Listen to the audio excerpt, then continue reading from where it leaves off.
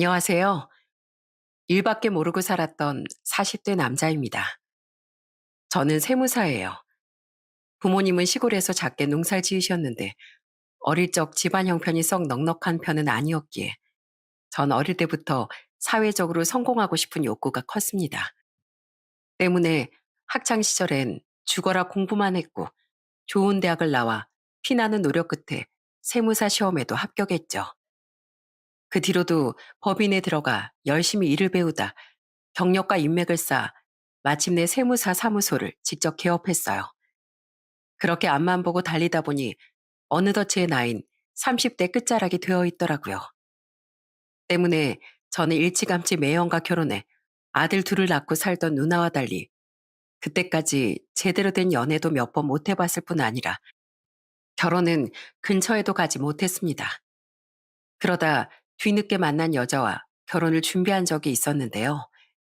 그때의 경험은 2년이 지난 지금까지 제 인생의 최악의 기억으로 남아있게 됐어요.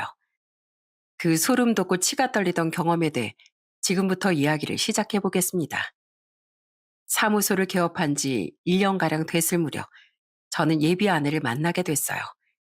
제 사무소가 있던 상가 건물 1층엔 작은 개인 카페가 하나 있었는데 저는 출근 전 거의 매일같이 그 카페에 들러 커피를 사가곤 했습니다.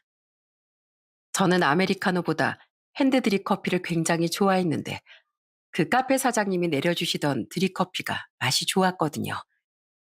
그날도 여느 때와 마찬가지로 저는 드립커피를 테이크아웃으로 사서 사무소로 올라가려고 했습니다. 그런데 막 카페 문을 열고 나왔을 때 저는 때마침 카페로 들어오려고 했던 한 여자 손님과 그만 크게 부딪히고 말았어요. 때문에 제 손에 들렸던 뜨거운 커피는 여자분의 밝은색 원피스로 고스란히 쏟아지고 말았죠. 저는 우선 손수건을 그 여자분께 건네며 허둥지둥 사과를 했습니다. 아, 죄송해요. 괜찮으세요? 어떻게 많이 뜨거우시죠? 우선 이걸로 좀 닦으세요. 화상 입으신 거 아니에요? 병원에 가보셔야 할 것 같은데. 그 여자분은 아무래도 회사에 전화한 후 병원에 가봐야겠다고 말했습니다. 급한 미팅이 있던 전 우선 제 명함을 드리며 병원비와 세탁비, 보상금까지 꼭 청구해달라고 말했죠. 그리고 그날 오후 제게 손수건을 돌려주겠다며 만나자고 했던 그 여자분은 화상도 크게 입지 않고 원피스도 오래돼서 버리려고 했다며 극구 보상금을 받지 않겠다더군요. 하지만 제가 꾸역꾸역 보상을 하고 싶어 하자 제 사무소가 있던 건물의 꼭대기층에 있던 레스토랑에서 맛있는 저녁이나 사달라고 하더라고요. 자신의 집이 그 근처 아파트라 몇 번 가봤는데 맛이 괜찮았다면서요. 그런데 대화를 나누다 보니 서로 부딪혔던 카페 단골인 것부터 서로 취미도 대화도 잘 맞더군요. 강규 씨도 그 카페 단골이시라고요? 반갑다. 저도 마찬가지인데 저도 회사 근처까지 가서 커피 사갈 때 아니면 집 근처라 거기서 종종 드립커피 사가지고 출근하곤 했어요. 거기 드립커피가 참 맛있거든요. 전 드립커피 맛집 찾아다니는 게 나름의 취미이기도 해요. 정말요? 저도인데 반갑네요.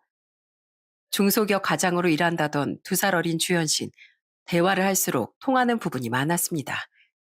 얘기를 나누다 보니 참 예의 바르고 기품 있는 여자이기까지 해서 저도 모르게 호감이 갔죠. 그렇게 우연한 만남은 2번으로 또다시 3번으로 늘어갔어요. 알고 보니 저처럼 일만 하느라 여태 결혼을 못했다는 공통점까지 겹치니 이 사람이 정말 내 인연인가 싶은 마음이 들게 됐죠. 이후 우리는 1년의 연애 끝에 결혼을 약속하게 됐어요. 못 보던 옷이네? 옷 새로 샀어? 어, 주말에 백화점 갔는데 좋아하는 브랜드에서 시즌 오프라고 예쁜 옷들을 많이 할인해서 팔더라고. 예비 아내는 씀씀이가 검소한 편은 아니었지만 그렇다고 해프지도 않았어요. 그냥 적지도 많지도 않은 중소기업 가장 월급에 맞는 적당한 씀씀이를 가진 사람이었죠. 나이가 있으니 명품 옷이나 가방도 몇 개씩 가지고 있고 때 되면 괜찮은 브랜드 옷을 사고 가끔 비싼 곳에서 맛있는 음식을 사 먹기도 하는 평범한 사람이었어요. 게다가 하는 이야기를 들어보면 예비 처가도 꽤 잘 사는 집안인 것 같더라고요. 예비 아내가 부모님과 외식을 했다는 말을 들으면 항상 비싼 레스토랑, 고급 소갈비집, 호텔 식당 등이었고 휴가 때마다 몇십에서 가끔은 100만 원도 혹 가는 숙소에서만 묵었던 것 같더군요. 산다던 아파트도 제 사무소에서 그리 멀지 않은 곳에 위치해 있던 브랜드 아파트였고요. 예비 아내의 말에 의하면 두 분은 소시적 큰 식당을 함께 운영하다가 이제는 전부 정리하고 여유로운 노후를 보내고 계신다고 하더라고요. 아이고, 우리 예비 사위 왔어? 오느라 고생했어. 인물도 훤칠한데 직업도 자기 사무소 개업한 세무사라지? 우리 집에 아주 복덩이가 굴러왔네. 첫 인사를 드리러 예비처가에 갔던 날 보니 역시나 집 내부는 깔끔하고 귀티가 났습니다. 두 분은 외동딸과 결혼하겠다는 제게 무척 잘해주셨지만 딱 하나 불편했던 점이 있었어요. 그건 바로 예비 장모가 제 벌이나 부모님의 경제력 등을 꼬치꼬치 물어봤다는 거였죠. 사무소 차린 지 이제 2년쯤 됐다고? 내가 주변에서 좀 들어보니까 세무사 벌이가 꽤 된다던데 1년에 얼마나 버나? 아직 개업한 지 그렇게 오래는 안 돼서 목표했던 만큼 벌지 못하고 있습니다. 그래도 적어도 앞으로 처자식은 굶기지 않을 정도로 열심히 벌고 있어요. 사람이 말을 그렇게 에둘러서 해야 쓰나. 생각보다 아직 벌인 그냥 그런가 보네. 부모님은 시골에서 아직 농사 지으신다며? 그럼 두 분 노후를 자네가 도와드려야 하나? 아니면 자네 누이가? 아니요. 노후 자금은 두 분 모두 충분히 모아두셨어요. 처음엔 딸 시집 보내는 입장이니까 현실적인 부분이 궁금하시겠지 싶어 저는 과하지 않은 선에서 말씀드렸습니다. 굳이 저희 부모님이 할아버지께 물려받았던 외진 땅이 10년 전쯤 재개발 지역으로 지정돼 노후 자금으로 쓸 충분한 시세 차익을 남길 수 있었다는 말 같은 건 하지 않았지만은요. 그런데 처음 보는 자리에서 저희 누나 부부는 경제적으로 살만하냐는 물음까지 들으니 슬슬 기분이 불쾌해지더군요. 가족 관계가 화목하냐느니 부모님 건강은 괜찮으시냐느니 같은 말은 하나도 묻지 않고 오로지 질문은 돈뿐이었으니까요. 그런 제 표정을 눈치챘는지 예비 장인과 아내는 황급히 예비 장모를 말렸습니다. 여보, 그만 좀 해. 아, 왜 기분 좋게 인사온 예비 사이를 앞에 두고 돈 얘기뿐이야? 그러다 사돈의 팔촌 재산까지 얼마냐고 묻겠어. 그래, 엄마. 미안해, 광규 씨. 우리 엄마가 외동딸 시집 보낸다고 좀 지나치게 걱정이 많나 봐. 아이고, 내가 좀 주책이었나? 미안하네. 난 그냥 우리 딸은 뭣도 모르고 결혼했다가 나처럼 젊은 시절에 힘들게 살지 않았으면 해서 노파심에 그랬네. 원래 부부끼린 잘 살아도 주변 가족이 경제적으로 힘들면 그게 또 훗날 싸움거리가 되는 법이지 않나. 이제 돈 얘긴 또 안 꺼냄세. 그래도 예비 아내의 미안한 말투의 설명과 예비 장모의 빠른 사과로 분위기는 금세 풀어졌습니다. 그 뒤 예비 장모가 차려주신 밥을 먹으며 장인이 술을 권하기에 저는 장인의 술잔에 술을 따라드리곤 자연스레 장모에게 몸을 틀었어요. 그때 예비 장모는 손살을 치며 이렇게 말했죠. 아니야, 난 술은 입에도 못 대. 자네랑 자네 예비장이만 실컷 마시게. 맛있는 음식 많이 해놨으니까 천천히 먹다가 가. 그렇게 초반엔 약간의 불편함을 느끼긴 했지만 어쨌든 화기애애한 분위기 속에서 저는 첫인사 자리를 마칠 수 있었습니다. 그 다음 주엔 저희 집에 인사를 드리러 갔는데 그때 저희 부모님 또한 예비 아내를 무척이나 마음에 들어 하셨어요. 제가 광규 씨에 비해서 많이 부족한 사람인 것 같아서 가끔 미안해요. 직업도 직업이지만 광규 씨 인품이 너무 훌륭한 사람이잖아요. 광규 씨에게 부족하지 않은 아내가 되게끔 앞으로 노력하며 살겠습니다. 며느리로서 부족하지만 앞으로 잘 부탁드립니다. 아버님, 어머님. 저희 부모님은 젊은 아가씨가 말투도 기품이 있고 겸손하다며 입이 마르도록 칭찬하셨어요. 게다가 점심을 먹고 저녁엔 마당에서 불을 피워 아버지가 고기를 구워주셨는데 저희 어머니께서 원피스를 입고 온 예비 아내가 걱정되는 마음에 몸빼 바지를 권하셨습니다. 불편하면 안 갈아입어도 돼. 젊은 아가씨라 이런 옷 많이 촌스럽지? 그래도 저녁엔 바람도 쌀쌀하고 밖에 앉아있기 불편할 것 같아서 그래. 하나도 안 촌스러운데요? 안 그래도 어머님이 음식을 너무 맛있게 차려주셔서 배가 터질 것 같더라고요. 그래서 내심 원피스가 불편하던 참이었는데 어머님 센스가 완전 대박이세요. 감사히 있겠습니다. 불편할 법도 하건만 저희 어머니가 민망하시지 않게 웃으며 받아준 예비 아내가 참 고마웠습니다. 함께 자리했던 저희 누나도 매형도 참 털털한 아가씨라며 예비 아내를 마음에 들어했죠. 그 뒤 진행된 상견례도 무난한 분위기에서 잘 마무리되어 우리는 결혼 준비에 본격적으로 박차를 가하기 시작했어요. 그런데 자꾸만 제 주변 지인들이 제게 찝찝한 소리를 해주더군요. 야, 광규야, 요새 세상 진짜 무서운 거 알지? 저번에 민식이 파혼했다는 거 기억나?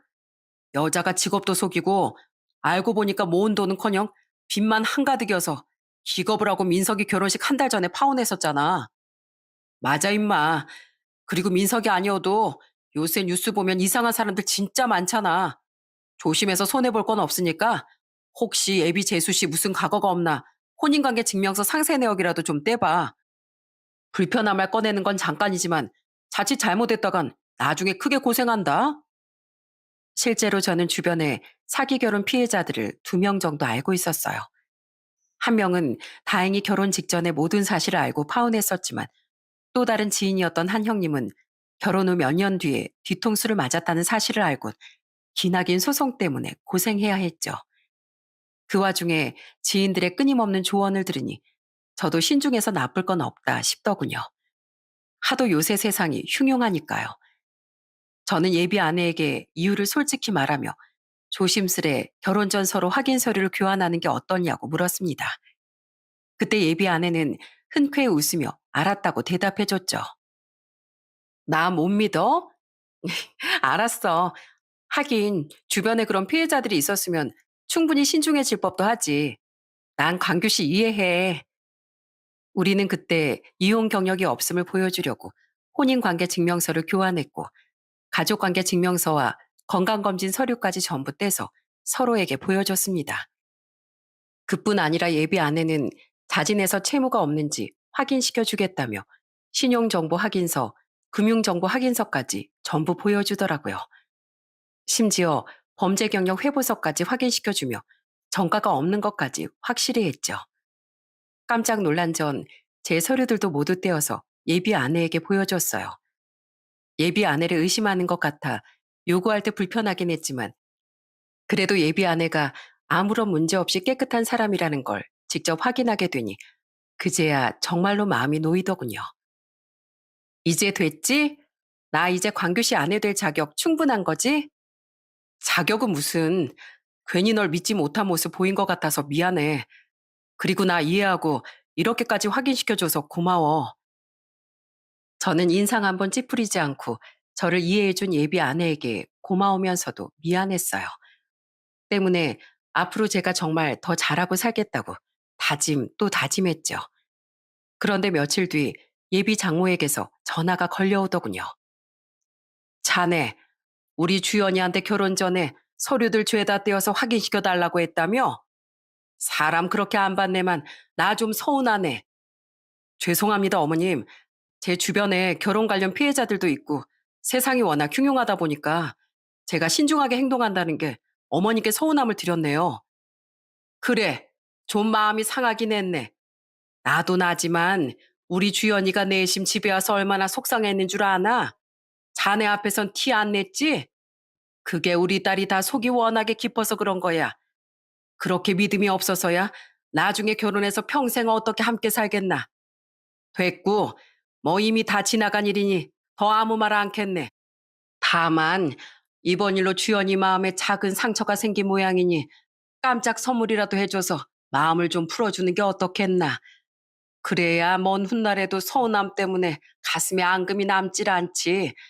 지금은 아닌 것 같아도 어른이 이렇게 말하는 데는 다 인생 경험이 녹아들어 있는 거야. 예비 장모는 제게 자신의 딸이 내심 제게 서운해했다고 말하더군요. 그 말을 듣고 내가 너무 안일하게 넘어갔었나 싶어 아차 하더라고요. 거기까진 괜찮았는데 예비 장모가 예비 아내에게 사주라고 제게 귀띔해 준 건 몇백을 호가하는 명품 백이더라고요. 스스로 마음에서 우러난 선물 계획도 아니고 그런 비싼 물건을 떠밀리듯 사서 선물하는 게 맞나 싶어 저는 생각해 보겠다고 말씀드렸죠. 그런데 하루도 지나지 않아 예비 장모는 제게 전화를 걸어 생각은 다 했냐고 보챘습니다. 하지만 마침 그때 예비 아내와 카페에서 차를 한잔 하고 있었을 때라 그 사람은 모든 통화 내용을 듣곤 제 휴대폰을 빼앗아 가버리더군요. 엄마, 광규 씨한테 엄마가 왜 전화했나 했더니 갑자기 무슨 명품백이야. 나 그런 거 필요 없어. 물론 내가 강규 씨한테 100% 믿음을 못 줬다 싶어서 속상해한 건 맞지만 그걸 무슨 명품백으로 위로해 주라고 해. 이 사람한테 또 그런 무리한 요구 하기만 해? 예비 아내는 장모의 전화를 끊어버리며 제게 굉장히 미안해했습니다. 그리곤 제게 이런 말을 덧붙였죠. 미안해 광규 씨. 사실 우리 아빠가 엄마랑 싸우면 꼭 선물을 사주면서 사과를 하곤 했거든. 엄만 평생 그렇게 살아오셨다 보니까 그게 맞는 방법이라고 생각하셨나 봐. 나쁜 의도는 아니셨을 테니까 불쾌하지 말고 넘어가 주라. 다시 이런 일 없게 내가 조심시킬게. 아니야, 이해해. 오히려 서운했을 네 마음을 잘 못 헤아려줘서 내가 더 미안하지. 명품백은 아니어도 내가 사과의 의미로 오늘 정말 맛있고 비싼 밥 사줄게. 괜찮지? 이후 예비 장모는 제게 전화해 자신의 딸에게 혼이 났다며 풀죽은 목소리로 사과를 하더라고요. 첫인사 때도 그렇고 유독 장모와 그렇게 작은 마찰이 일곤 했지만 그래도 곧장 사과를 하는 장모의 태도에 저는 계속해서 결혼을 진행했었죠. 그런데 그 일로부터 몇 달 지나지 않았던 어느 날 또다시 장모에게서 전화가 오더군요. 네, 어머님, 무슨 일이세요? 어머님은 아이 결혼 날짜까지 잡은 마당에 이젠 장모님이라고 좀 부르게. 나도 자네 사위라고 부름세. 아, 네, 좋죠. 무슨 일로 전화하셨어요, 장모님? 다름이 아니고 며칠 뒤면 명절이지 않나. 우리 어차피 곧 가족이 될 사이니까 이번 명절은 우리 가족하고 함께 보내는 게 어때? 명절을요? 죄송하지만 장모님, 저도 명절엔 시골에 계시는 부모님을 뵈러 가야 해서요. 예비 장모는 제게 명절 연휴를 함께 보내자는 제안을 했습니다. 하지만 저도 부모님이 있는 사람이니 그럴 수는 없었죠. 그러자 제 대답에 예비 장모는 아무렇지도 않게 다른 제안을 했어요. 그래, 그렇지? 아유, 내가 집안에 사이가 들어온다고 욕심을 부렸네. 그럼 명절 전에 나랑 시장 가서 같이 장 보는 정도는 괜찮지? 사실 내가 딸 하나밖에 없다 보니까 사이랑 사이좋게 장 보는 게 소원이었거든. 사이가 옆에서 장바구니도 들어주고 가까운 모자 사이처럼 팔짱도 끼고 다니는 거 말이야. 내 주위에 사이 본 친구들이 나한테 그렇게 사이 자랑을 해대더라고. 무리한 요구도 아니고 그 정도는 귀여운 제안이라고 생각했습니다. 때문에 저는 명절이 되기 이틀 전날 예비 장모와 둘이서 장을 보러 가게 됐어요. 예비 장인은 약속이 있다며 외출을 했었고 예비 아내는 회사 일이 바빠서 연차를 내지 못했었거든요. 그리고 예비 장모와 장을 보러 갔던 일은 제 인생을 크게 뒤바꿔 놓았죠. 그쪽 아니야, 주서방. 야채랑 고기들 사려면 이쪽으로 가야 돼. 이 시장 지리 잘 아시나 봐요, 장모님? 그럼 내가 이 시장을 몇 년이나 할부하고 다녔는데 눈 감고도 다녀 여긴. 사장님, 안녕하세요. 오랜만이에요. 우리 명절 나물할 것들 좀 사러 왔어요. 예비 장모는 자주 다닌 시장이라며 익숙하게 이곳저곳 저를 데리고 돌아다니더군요. 자주 다녔던 시장이만큼 아는 상인들도 많은지 아는 체하며 인사도 많이 하고 다녔죠. 그런데 아는 사이면 서로 흥정도 덜하고 서비스도 더 챙겨주고 하지 않습니까? 분명 자연스레 인사를 하는 걸 보니 아는 사이인 사람이 많은 것 같은데 예비 장모는 끊임없이 흥정을 하고 불평을 해대더라고요. 뭐야? 아이 계란값이 왜 이렇게 비싸? 이봐요 박씨, 이거 바가지 아니요? 바가지는요? 요새 계란값이 얼마나 비싼데요? 에휴, 난이도 못 내요. 500원만 깎아줘요. 안 깎아주면 나 여기서 들어 누워요. 준영이 엄마, 시골 모친이 직접 농사 짓는 것들 내다 파는 거면서 왜 이렇게 야채값을 비싸게 받어? 손님들 푼돈 뜯어서 얼마나 부자 되려고. 모르는 사람이야 바가지 쓰지. 난 알 거 다 아는 사람인데 피차 얼굴 아는 사이에 얼굴 붉히지 맙시다. 적당한 흥정이야 그렇다 치지만 그 정도가 너무 심해 제 얼굴이 다 붉어지더군요. 게다가 그렇게 깎은 값을 자신이 직접 치르지 않고 은근한 눈빛으로 절 쳐다보더군요. 큰 금액도 아니라 눈치껏 제가 그 돈을 냈더니 예비 장모는 흐뭇하게 웃으며 말했어요. 고마워. 아유, 내가 이런 걸 해보고 싶어서 자네를 부른 거야. 돈 잘 버는 우리 사이 나도 자랑 좀 하고 싶어서. 이 총각이 아줌마 사위예요? 예, 우리 예비 사위예요. 우리 사위 직업이 뭔지 알아요? 세무사예요, 세무사. 착하고 돈도 잘 벌어서 이렇게 예비 장보 명절 장 보는 것도 직접 돈 내준다고 극구 따라온 거예요. 부럽죠? 아, 예. 예비 장모는 누가 묻지도 않았는데 제 직업을 자랑하며 제가 직접 따라왔다는 거짓말까지 하더라고요. 그래도 평소 사이에 있는 지인들을 부러워했다고 하니 뭐 거기까진 이해했어요. 그런데 시장 안으로 들어가면 갈수록 제 귀에 이상한 수군거림이 들리더군요. 무슨 소리인지 잘 들리진 않았지만 분명 우리를 곱게 쳐다보지 않는 눈초리를 보니 우리를 향해 하는 말인 것 같더라고요. 개중엔 우리가 지나갈 때 대놓고 장모를 못마땅한 듯 보는 사람도 있었습니다. 저는 의아해서 예비 장모에게 물었어요. 장모님, 아까 지나친 가게 주인 할머니가 장모님을 굉장히 못마땅하게 노려보는 것 같던데요. 혹시 뭐 안 좋은 사연이 얽힌 분이세요? 사연이 있긴. 난 어디서든 법 없이도 살 사람이야. 그냥 내가 시장 다니면서 하도 깎아댔으니 날 못마땅해 하는 소인배들도 있는 게지. 그런데 난 애초에도 안 가. 내가 치사해 보일 수 있지만 밖에서 조금 나쁜 사람 돼도 가족들을 위해서 한 푼이라도 아끼는 게 낫잖아. 난 이렇게 알뜰한 사람이야. 아무리 손님이 값을 깎는다고 해도 사람을 저렇게 못마땅하게 쳐다볼 수 있나 싶었습니다. 그렇게 조금 꺼림직한 마음이 슬슬 들던 차에 저는 더 찝찝한 소리를 듣게 됐어요. 아유, 정육점에 왜 이렇게 사람이 많아? 죄다 나무를 안 사고 고기만 사러 왔나? 자넨 잠시 여기 있게. 나 소고기랑 돼지고기 좀 보고 올게.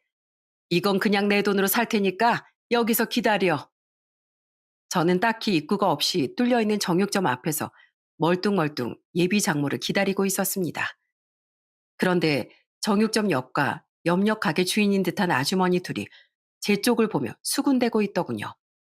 자신들은 목소리를 낮춘다고 낮춘 모양인데 타고난 목청이 크신 건지 제 귀에 수군거림이 똑똑하게 들리더라고요.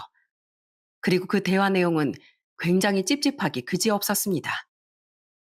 아유, 저 여자 사일합시고 데려온 젊은이가 또 바뀌었네, 또 바뀌었어. 이게 대체 몇 번째야? 그러게 말이야. 대단하다, 진짜. 네 집 자식인지 몰라도 참 불쌍하네. 저 집안 인간들 실체도 모르고 말이야. 이번엔 파혼아 안 하고 무사히 결혼시키려나?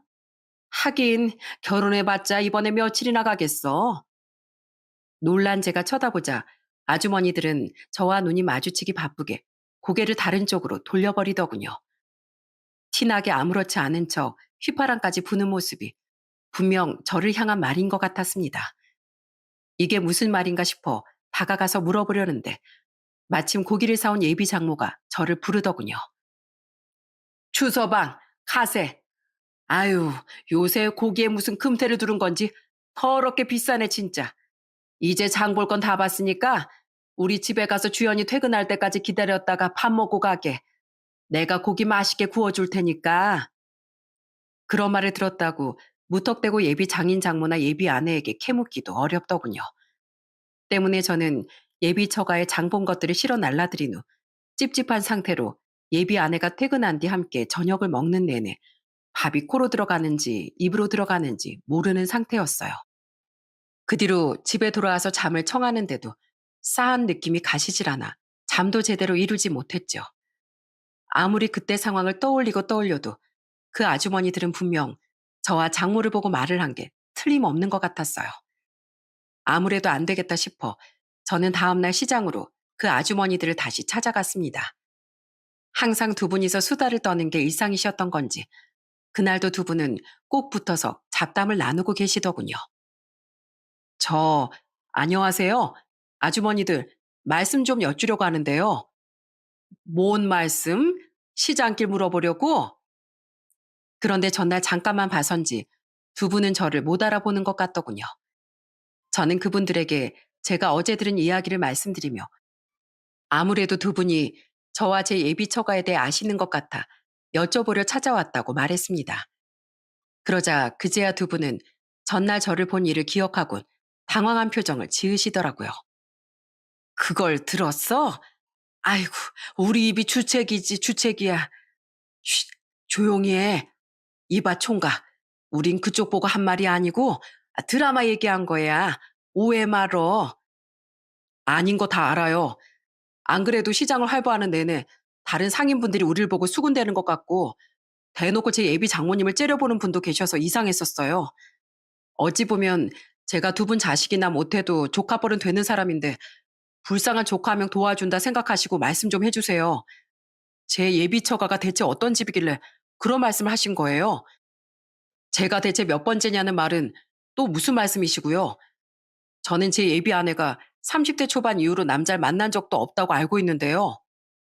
아유, 누가 그 여자 딸내미 아니랄까봐 거짓말도 아주 잘도 해놨네. 제 간곡한 부탁에 아주머니들은 곤란한 표정에서 이내 결심을 한 듯한 표정으로 바뀌셨어요.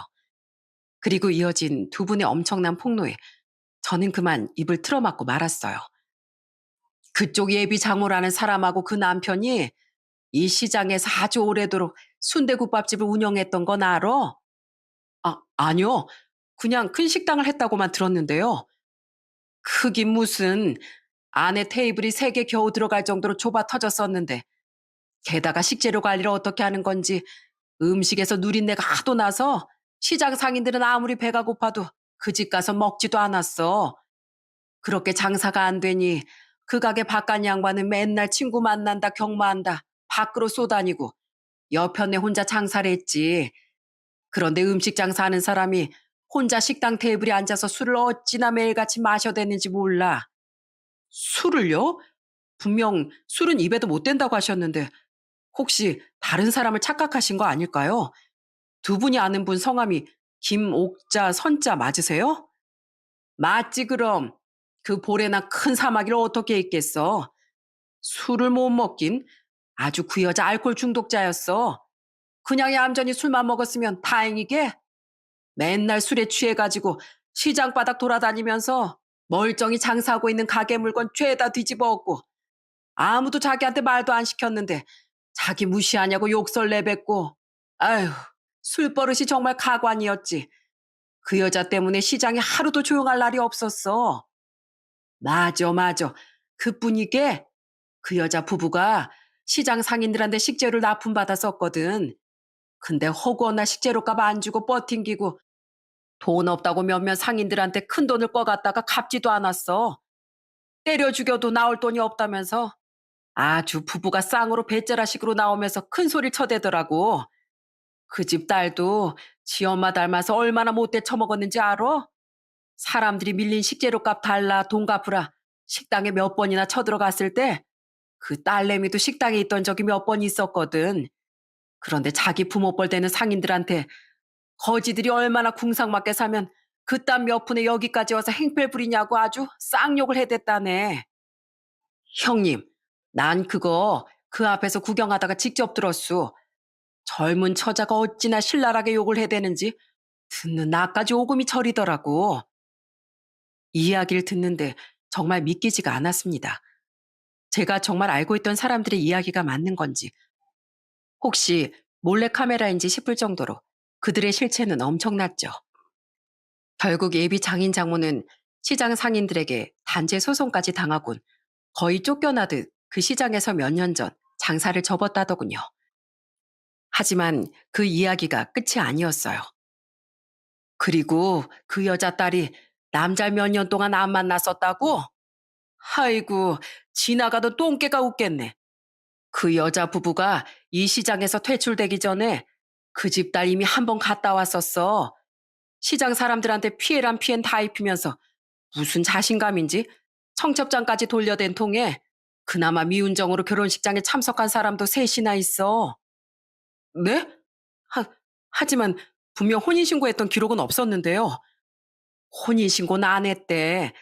그때 결혼했던 남정네가 의사인가 뭔가 그랬는데 결혼하자마자 이거 해달라 저거 해달라 요구하다가 3개월도 안 돼서 그 여자 부부가 자기들 딸을 이혼시켰다네. 근데 혼인신고 안 해서 호적이 안 남았다고 그걸 그렇게 자랑이랍시고 시장 사람들한테 얼마나 그 여자가 떠들어댔나 몰라. 그렇게 신중을 기한다고 했건만 정말 뒤통수가 얼얼했습니다. 예비 아내의 전적은 그게 끝이 아니었어요. 그 뒤로도 예비 아내는 3명의 남자와 결혼 이야기가 오갔다는군요. 이 시장에서 쫓겨나고 나서도 창피한 줄도 모르고 그 여잔 줄기차게 여기를 장을 보러 왔어. 아예 시장 사람들 보란 듯이 말이야. 와서 더 진상도 부리고 한술 더 뜨기까지 했지. 그 와중에 그 집 딸내민 대기업 직원에 벤처기업 사장에 사업가에 이런 잘 나가는 남자들을 어떻게 잘 만나더라고. 우리가 이걸 어떻게 알았냐고?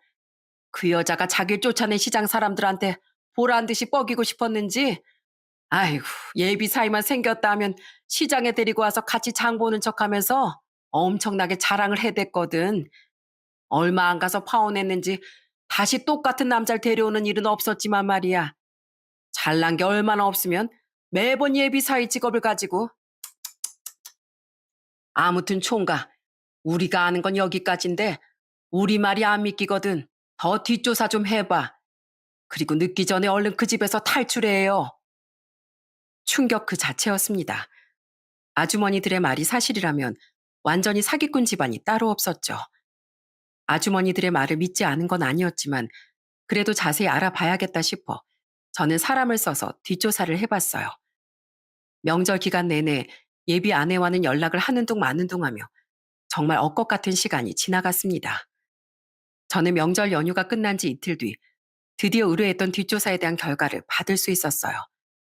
확인 결과 그 아주머니들의 이야기는 단 하나의 거짓도 없는 사실이더군요. 게다가 그게 끝이 아니라 더 자세히 알게 된 예비 처가 아내의 실체는 가관이었죠. 이주연 씨가 3번이나 파혼한 데는 그 모친이 엄청난 영향을 끼쳤더라고요. 물론 이주연 씨는 매번 자기가 피해자인 척했지만 사실 사위 등골 빼먹으려던 자기 부모랑 완전히 한통속이었고요. 3번의 파혼 중에 한 번은 꾸민비와 봉채비로 무려 1억을 요구했다가 결혼식 3달 전에 파혼당했다고 하네요. 지금 그 집 사람들 사는 아파트 아시죠? 거긴 전세도 아니고 월세던데요. 게다가 그나마 이주연 씨 앞으로는 빚이 없는데 대신 그 부모들 앞으로 빚이 산더미더라고요. 그걸 알면서도 이주연 씨는 자기 부모 대출 빚으로 사치하고 다녔고요. 그냥 돈에 대한 관념이 제대로 안 박힌 무식한 집안이더라고요. 심부름센터 직원의 말에 머리가 어질어질했습니다. 그동안 예비 아내에게 들었던 넉넉해 보이는 처가의 생활은 모두 예비 처부모의 빚에서 나온 허영이었던 거죠. 게다가 심부름센터 직원은 더 자세한 조사를 위해 예비 아내의 회사 부하 직원 한 명에게 소정의 사례를 하고 인터뷰를 할 수 있었다며 음성 녹음 파일 하나를 들려줬어요. 저는 익명을 소망한 한 여직원의 폭로 내용을 듣고 경악을 했습니다. 이 과장님, 회사에서 갑질로 완전 유명한 사람이에요. 자기 마음에 안 들면 욕하고 이마 밀치고 부모 관련 욕설까지 서슴지 않는 악질이요. 이 과장님 때문에 울면서 그만둔 직원만 벌써 여럿이에요. 다들 더럽고 치사해도 돈을 벌어야 하니까 쉬쉬하는 거죠. 게다가 어찌나 무책임한지 자기가 억지 써서 진행한 프로젝트가 망하니까 부하 직원한테 잘못을 뒤집어 씌우고 자긴 빠져나가고 잘하면 다 내더 못하면 다른 사람들 탓인 내로남불이 아주 장난 아니에요. 게다가 회식은 얼마나 좋아하는지 맨날 직원들 억지로 다 참여시켜서 술주정 부리고 마음에 안 들면 상추 같은 거 머리에 던져버리고 완전 진상이라니까요. 사실 저 사례금 말씀 안 해주셨어도 익명으로 이런 폭로 기꺼이 했을 거예요. 누가 이런 뒷조사를 할 땐 안 좋은 의도가 다분하지 않겠어요? 저 말고도 과장님 벼르고 있는 사람들 많아서 아마 하겠다는 사람이 줄을 설걸요? 이 과장님, 저희 회사로 이직하고 파업만 2번을 했는데 이번에 또 결혼한다고 막 떠들고 다니더라고요. 세무사인 지금 예비 남편 꽉 물려고 뒷조사에 쓴 돈만 몇백이라나 뭐라나. 평소에 써서 마시지도 않던 커피까지 좋아하는 척하면서 개고생을 했다고 엄청 자랑스럽게 말했어요. 겨우 참한 여자인 척 다 해놨더니 과장님 어머님이 자꾸 초를 치려고 한다면서 술 먹고 짜증도 엄청 냈고요. 누군지 몰라도 불쌍한 그 남자가 빨리 도망갔으면 좋겠네요. 심부름센터 직원의 폭로를 모두 들으니 정말 제 머리 위에만 폭우가 내리는 것 같은 참담한 심정이었습니다. 그래도 사회생활하면서 사람 보는 눈은 생겼다고 자부했건만 저런 여자의 가시개소가 결혼까지 하려고 했던 제 자신이 너무 바보 같았죠. 그 여자뿐 아니라 그 집안은 전부 상종 못할 사기꾼 집안이었던 거예요. 저는 그날 곧장 기겁을 해서 파혼을 통보했습니다. 단 1시간이라도 그 여자와 예비 부부라는 이름으로 엮여있는 시간을 줄이고 싶었거든요. 그러자 그 여잔 허겁지겁 저를 붙잡더군요. 갑자기 그게 무슨 소리야, 광규 씨? 파혼이라니. 요 며칠 연락 잘 안 된 게 다 이것 때문이었어? 왜, 우리 엄마가 시장에서 광규 씨한테 돈 다 내라고 해서 그래? 내가 우리 엄마 단단히 주의 줄게. 미안해. 엄만 그냥 사이 자랑하고 싶어서 그랬던 거잖아. 넌 맨날 너희 엄마한테 주의를 준다는데 매번 넌 그렇게 네 엄마를 방패 삼고 살았구나. 그래서 사치 비용에 들어가는 많은 돈도 네 부모 앞으로 빚을 남기고 넌 깨끗한 척한 거잖아. 안 그래? 어, 어? 사치라니. 그게 무슨 소리야? 시침 떼지 마. 나 다 알았으니까. 너 혼인신고 안 하고 1번 다녀왔다며? 그 뒤로도 3번이나 파혼했으면서 나한텐 남자를 안 만났다고 거짓말했더라? 나한테 서류란 서류는 다 떼다 주면서 아주 당당한 척하면서 말이야. 게다가 너희 엄만 술 못 마신다더니 거의 알코올 중독처럼 매일 술을 마셨던 사람이라며? 식당도 크게 한 게 아니라 시장에서 테이블 3개짜리 작은 순대국밥집을 했다며? 그것도 사람들 돈 하도 떼어먹고 다니고 영업 방해로 신고당할 정도로 술 먹고 진상까지 피우고 다니다가 쫓겨나기까지 했다던데. 집도 그 비싼 아파트에서 사치스럽게 월세로 살고 어떻게 하나라도 거짓말이 아닌 부분이 없어? 제가 줄줄이 자신이 숨기고 있던 비밀을 폭로하자 그 여자의 얼굴엔 핏기가 싹 사라지더군요. 저는 당황해서 우물쭈물하던 그 여자를 똑바로 쳐다보며 확실히 다시 한번 파혼 통보를 했습니다. 나 너랑 만난 게 엄청난 우연이고 인연인 줄 알았어. 근데 너 커핀 입에 잘 대지도 않았으면서 내 뒷조사를 해서 일부러 접근한 거라며? 그러려고 돈도 몇백이나 썼다며? 나 이미 뒷조사 다 해봤어. 네가 비다고 허영만 잔뜩 있는 네 부모 노후 혼자 책임지기 싫으니까 어떻게든 돈 많은 남자 꼬시려고 작정하고 접근하는 꽃뱀 같은 여자였다는 것까지 다 알게 됐다고. 이제 내가 파혼하려는 이유에 대해 더 부연 설명 안 해도 되겠지? 다행히 아직 돈 써서 진행된 건 아무것도 없으니까 여기에서 깔끔하게 갈라서자. 마음 같아선 사기로 고소라도 하고 싶은데 내가 피해본 금액이 없는 게 아주 통탄스러울 뿐이야. 알아들었으면 2번 다시 내 앞에 나타나지 마. 광규 씨, 내가 우리 부모님하고 내 과거에 대해 숨긴 건 잘못했어.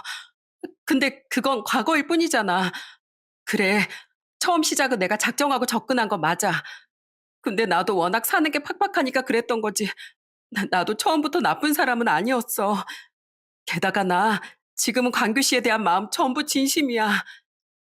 네가 지금 진심이든 뭐든 난 알 바 아니야. 중요한 건 너랑 너희 부모가 나한테 작정하고 빨대 꼽으려고 했다는 사실이지. 모든 것을 거짓말로 점철하고서 난 그런 너랑 네 부모랑 절대로 가족이 될 생각 없어. 그러지 말고 강규 씨, 내가 어떻게 하면 되겠어? 그래, 내가 우리 엄마 아빠 버릴게. 내가 전에 이혼하고 파혼했던 것들 전부 다 우리 엄마 때문이거든. 나도 더 이상 엄마 때문에 내 인생 망치기 싫어. 나 우리 집이랑 인연 끊을게. 그러면 되지? 어? 광규 씨 나 진짜 많이 좋아하잖아. 아니, 처음부터 모든 게 거짓이었다는 걸 안 순간부터 난 너한테 한 토레 정도 남아있지 않았어. 그리고 과거일 뿐이라고? 그래, 말 잘했네. 너도 이제 내 과거가 될 거야. 누구한테 말하기도 부끄러운 수치스러운 과거. 넌 내 인생의 영원한 오점으로 남을 거야. 나 이미 직장에서 갑질도 서슴지 않는 네 실체까지 다 알고 있거든? 그러니까 내 앞에서 더는 참한 척 착한 척 가식 떨지 말고 사라져. 저는 제 바지가랑이라도 붙잡으려고 들던 그 여자를 거세게 뿌리친 채 뒤를 돌아 자리를 벗어났습니다. 저를 따라오려던 그 여잔 튀어나온 보도블럭에 구두가 걸린 건지 철푸덕 넘어지는 소리가 들리더군요. 뒤를 잠시 흘끔 봤던 전 걸음을 멈추지 않고 앞을 향해 걸어갔어요. 그러자 그 여잔 뒤에서 엉엉 울며 구두를 바닥에 내던지곤 이렇게 소리치더라고요. 이 구두가 얼마짜린데 이 개자식아. 너 때문에 100만 원도 넘는 구두 망가졌잖아. 이거라도 보상하고 가. 나 버리고 네가 얼마나 잘 사는지 보자. 이 호랑 말코야. 가다가 똥물에나 빠져버려라. 재수없게 어디 말벌에나 쏘여버려. 지나가는 사람들이 보고 듣던 말던 그런 폐악질을 해대는 게 그 여자의 진정한 본 모습이었던 겁니다. 다행히 기간이 많이 남았었기에 저는 결혼식장을 계약금을 날리지 않고 취소할 수 있었어요. 이후 속상해하시던 부모님께 자초지종을 잘 설명드리고 난 뒤 저는 그렇게 끔찍한 파혼을 마무리 지은 줄 알았습니다. 그런데 며칠 후 사무소에서 일을 하고 있던 전 기겁을 하고 말았어요. 광규 씨, 나 광교실 도저히 못 있겠어. 회사에 나가도 일도 손에 안 잡히고 그냥 내 인생이 끝나버린 것 같아. 제발 나 좀 용서해줘. 어? 나 한 번만 좀 받아줘. 그 여잔 회사 출근도 안 했는지 처량한 몰골로 제 사무소에 찾아왔더군요. 미팅을 하던 손님이 있던 터라 좋게 타일러서 내보내려고 해도 그 여잔 제 책상 다리 붙잡고 계속 찐득이처럼 달라붙었어요. 결국 저는 경찰을 불러서 그 여자를 쫓아내야 했죠.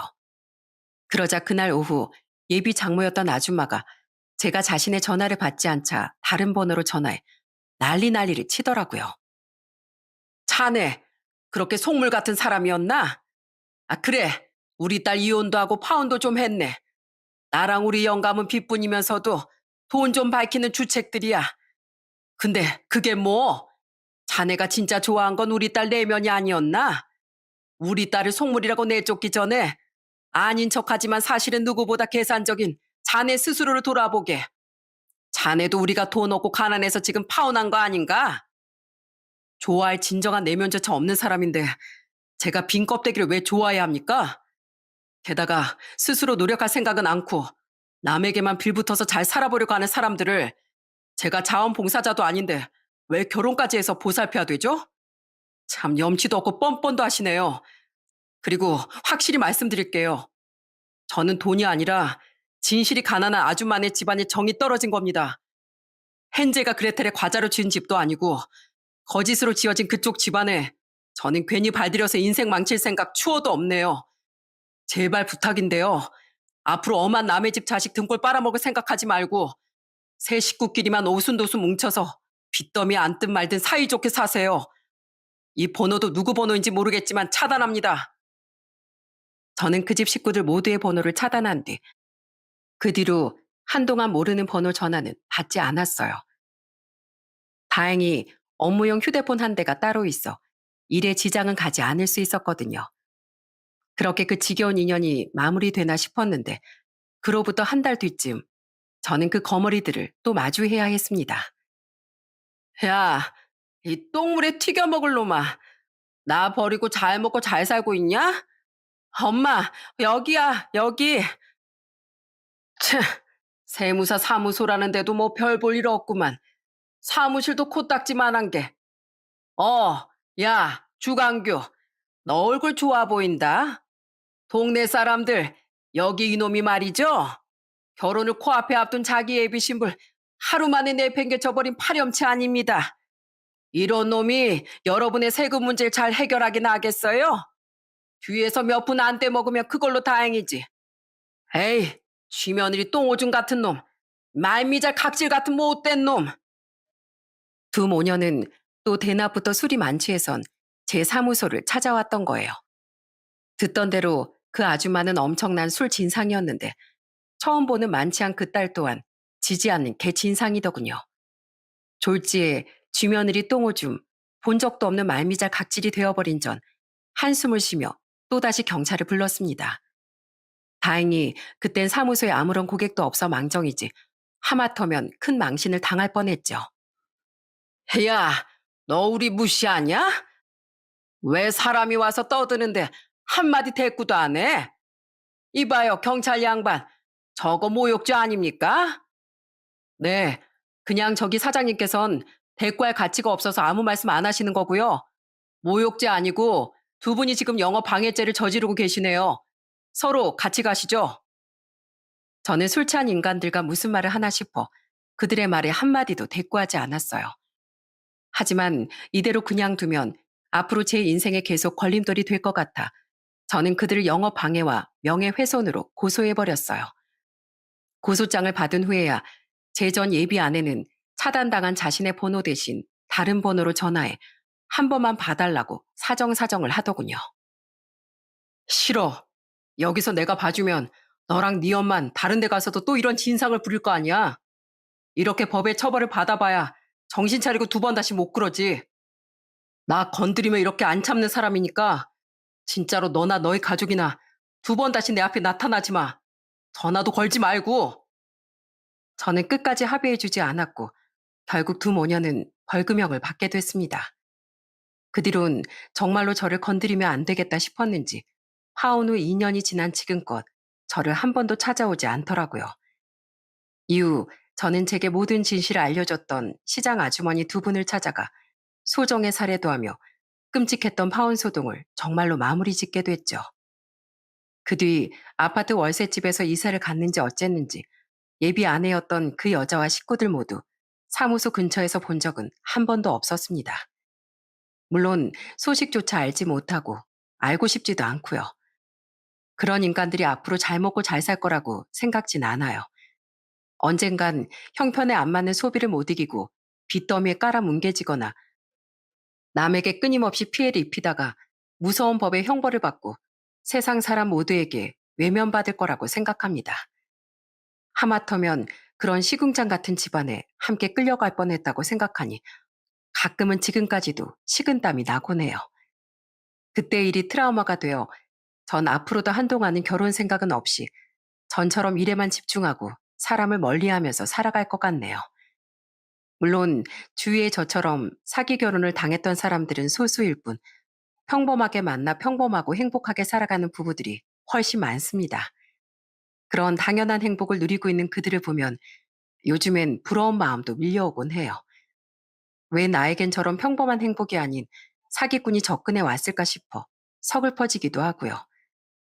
그리고 저는 직접 겪은 끔찍한 경험으로 인해 이런 일은 누구에게나 찾아올 수 있는 법이라는 걸 깨닫고 많은 분들께 경각심을 드리고자 사연을 적게 되었습니다. 아무리 확인에 확인을 거듭해도 작정하고 속이려고 드는 사기꾼들을 거르기는 어려운 일이니까 여러분 모두 매사에 신중을 거듭하시길 바랍니다. 그로 인해 이런 일로 인한 피해자가 조금이라도 줄길 바라며 이만 사연을 마쳐볼까 합니다. 끝까지 함께 해주셔서 감사드립니다.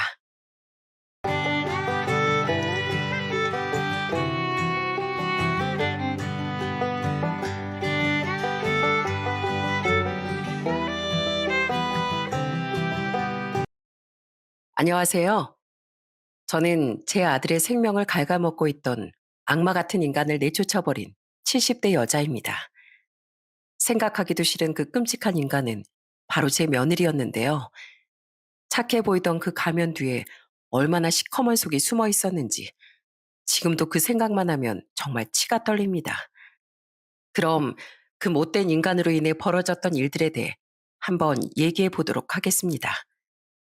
저는 20대 초반에 남편과 결혼해 시골에서 소도 몇 마리 키우고 농사를 지으며 살았어요. 아들 하나, 딸 하나를 낳았는데 둘 다 성격이 쾌활하고 착해서 우리 집안의 복덩이였답니다. 저희 아들은 대학을 졸업하고 증권회사에 취업했어요. 첫 출근을 하는데 정장을 갖춰 입은 그 모습이 너무 대견하고 멋있더라고요. 이야, 우리 아들이 이제 증권맨이네, 증권맨. 정장 입은 게 너무 멋있는데 우리 아들 내가 넥타이라도 한번 매줘야지. 뭐야, 오빠 넥타이 내가 매주려고 했는데. 그나저나 오빠 진짜 멋있다. 내가 우리 오빠 증권회사 취업했다고 친구들한테 다 자랑했는데 친구들이 다 부러워하더라. 오빠 월급 받으면 한턱 쏘는 거 알지? 아들은 쑥스러워하면서 그날 첫 출근을 했답니다. 그리고 그 이후에 누구보다도 더 열심히 직장을 다녔어요. 그런데 아들이 취업한 지 얼마 안 됐을 때였어요. 갑자기 어떤 아가씨를 집에 데려오더니 저랑 남편 앞에 무릎을 꿇는 겁니다. 어머니, 아버지, 저 이 사람이랑 결혼하겠습니다. 이 사람 뱃속에 제 아이가 있어요. 당시 만나던 여자친구를 덜컥 임신시켰다는 말에 저와 남편은 너무 깜짝 놀라고 말았어요. 아직 사회초년생인데 벌써부터 결혼한다고 하니 너무 걱정이 되더라고요. 하지만 예비 며느리도 어린이집에서 보육교사로 일하고 있었고 저희 아들도 탄탄한 직장에 다니고 있으니 둘이 열심히만 살면 괜찮을 거라고 생각했습니다. 그래서 아들을 며느리와 결혼시키게 되었어요. 그때 당시 저희 아들의 나이가 26살이고 며느리도 아직 23살밖에 안 됐을 때였는데 나이가 너무 어려서 걱정했던 것과는 달리 며느리가 너무 착하고 싹싹하더라고요. 하루는 둘이 저희 집에 왔는데 제가 소위 어물을 주러 가는 걸 보고 며느리가 따라 나오는 겁니다. 어머님, 저도 소위 어물 주는 거 같이 해볼래요. 저 이런 거 진짜 해보고 싶었단 말이에요. 아유, 이런 걸 뭐하러 해. 홀몸도 아니고 임산부인데 집에서 가만히 쉬어야지. 임산부도 가만히 있는 것보단 조금씩 움직여주는 게 더 좋대요. 그리고 저 원래 빨빨거리고 돌아다니는 거 좋아하는 스타일이라 가만히 있으면 너무 심심하단 말이에요. 어머님, 그리고 저 이따가 상추도 따보면 안 돼요? 지난번에 고기 먹을 때 어머님이 상추 따오신 거 너무 맛있었단 말이에요. 저도 한번 해볼래요. 네? 며느린 참 애교가 많고 살가운 성격이었어요. 그래서 저도 딸이라고 생각하고 참 많이 예뻐해 줬답니다. 몇 달이 흘러 며느린 이란성 쌍둥이로 아들 하나 딸 하나를 낳았어요. 손주가 하나만 생겨도 기쁜데 동시에 둘이나 생기니까 너무 기쁘더라고요. 게다가 저희 딸도 애들을 너무 예뻐했어요. 아휴, 이 볼살 좀 봐. 귀여워 죽겠어. 올케 언니, 조카들한테 필요한 거 있으면 다 말해요. 내가 그래도 직장 다니는 고모인데 우리 조카들이 필요하다는 건 다 사줘야죠. 며느리는 애들이 태어난 후에도 자주 저희 집에 찾아왔답니다. 하루는 남편이랑 밭에서 일을 하고 있었는데 저 멀리서 며느리가 몸빼바지를 입고 머리에다가 뭘 이고선 엉덩이를 실룩거리면서 걸어오는 거예요. 아버님, 어머님, 새참 드세요. 뭐야, 너 이런 것도 할 줄 아니? 안 그래도 우리 지금 집에 가서 점심 먹으려고 했는데. 에이, 집까지 가서 점심 드시려면 왔다 갔다 시간도 오래 걸리잖아요. 제가 솜씨는 별로 없지만 그래도 두부김치랑 콩국수 해왔으니까 한번 드셔보세요. 아참, 새참엔 이게 빠질 수 없죠. 우리 아버님이 제일 좋아하시는 막걸리. 그러자 저희 남편이 기분 좋게 껄껄 웃음을 터뜨리더군요. 이야, 우리 며느리가 역시 내 마음을 알아주는구만.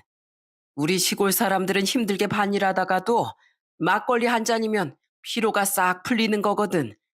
그나저나 우리 며느린 평생 도시에서 살았으면서 이런 건 어떻게 알았나 몰라. 그거야 TV에서 많이 봤으니까 그렇죠. 저 이런 거 진짜 해보고 싶었단 말이에요. 다음엔 더 맛있는 거 해다 드릴 테니까 기대하세요. 며느리 덕에 안 그래도 화목했던 집안에 웃음꽃이 항상 가득했답니다. 게다가 저희 손주들까지 너무 착하고 예뻤어요. 저희 손주들이 8살쯤 됐을 땐 집 근처 바닷가에 가서 다 같이 낚시를 한 적이 있었어요. 저희 아들이 낚시를 하다가 낙지를 건져 올렸는데 저희 손자가 신나서 방방 뛰더라고요. 우와, 낙지다, 낙지. 아빠, 방금 잡은 거 낙지 맞죠? 그래, 이게 바로 낙지야. 너 낙지가 몸에 얼마나 좋은지 아니? 낙지를 먹으면 혈액순환에도 좋고 면역력도 높아지고 피부도 탱탱해진대. 우와, 그게 정말이에요? 그럼 나 낙지 많이 먹을래요. 낙지 또 잡아주세요. 네? 저희 손주들은 유난히 저희 아들을 잘 따랐어요. 게다가 저희 아들이 나온 학교를 돌아다니는 걸 그렇게 좋아하더라고요. 얘들아, 여기가 아빠가 나온 초등학교야. 예전엔 초등학교가 아니라 국민학교라고 불렀어. 지금 너희가 다니는 학교보단 시설이 안 좋지만 그래도 내가 여기서 얼마나 재밌게 학교 다녔는 줄 아니? 여기가 아빠가 다녔던 학교라고요? 우와, 진짜 신기하다. 할머니가 그랬는데 아빠 어릴 때 공부도 잘했다면서요? 나 아빠 닮아서 똑똑한 사람 될 거예요. 그러자 며느리가 입을 삐쭉 내밀고 웃으며 이렇게 말하더군요. 준석이 너 치사하게 아빠만 닮고 싶어? 이 엄마한테 닮고 싶은 건 하나도 없는 거야? 당연히 엄마도 닮고 싶죠. 우리 엄마도 예쁘고 상냥하고 요리도 잘하잖아요. 일찍 결혼해 아이를 낳고 사는 아들 부부가 항상 웃으며 지내는 모습이 너무 좋아 보였어요. 저희 며느린 손주들을 낳으면서 어린이집을 그만뒀다가 애들이 초등학교에 들어간 이후부턴 어린이집을 개원해서 운영하기 시작했습니다.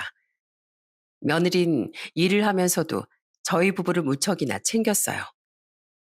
김장철에도 제가 얘기하지도 않았는데 먼저 돼지고기까지 사들고 저희 집에 찾아왔더라고요.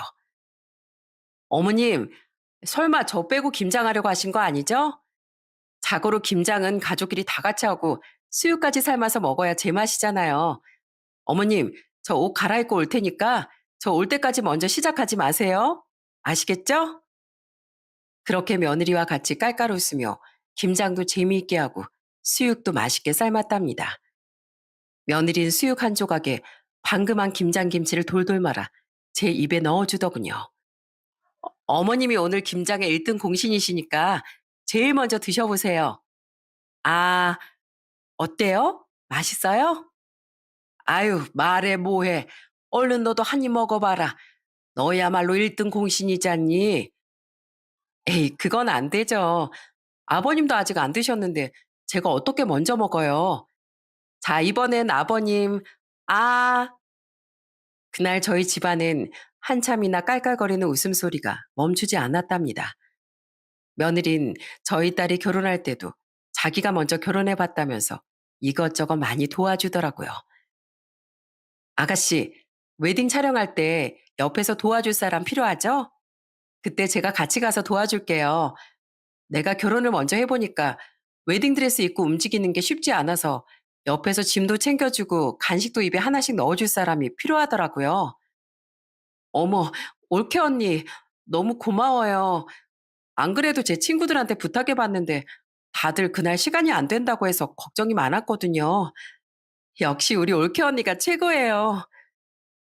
그렇게 며느린 애들도 잘 키우고 저희 집에도 잘하며 결혼 생활을 이어갔습니다. 그런데 저희 손주들이 중학생이 됐을 때였어요. 제 생일이라 다 같이 저희 집에 모였는데 며느리가 저한테 이렇게 말하더라고요. 어머님, 저희 애들이 어머님한테 드릴 선물이 있대요. 얘들아, 얼른 준비한 거 할머니한테 드려야지. 그러자 저희 손주들이 돈 봉투를 저한테 하나씩 주더군요. 이게 뭐냐고 물어보니까 저희 손자가 이러더라고요. 할머니, 이거 저랑 준이가 할머니 드리려고 용돈 조금씩 모은 거예요. 엄마가 그러는데 할머니랑 할아버지가 있기 때문에 우리 아빠가 있는 거고 우리 아빠가 있기 때문에 우리가 있는 거래요. 그래서 늘 할머니한테 감사한 마음을 가지고 살아야 된다고 했어요.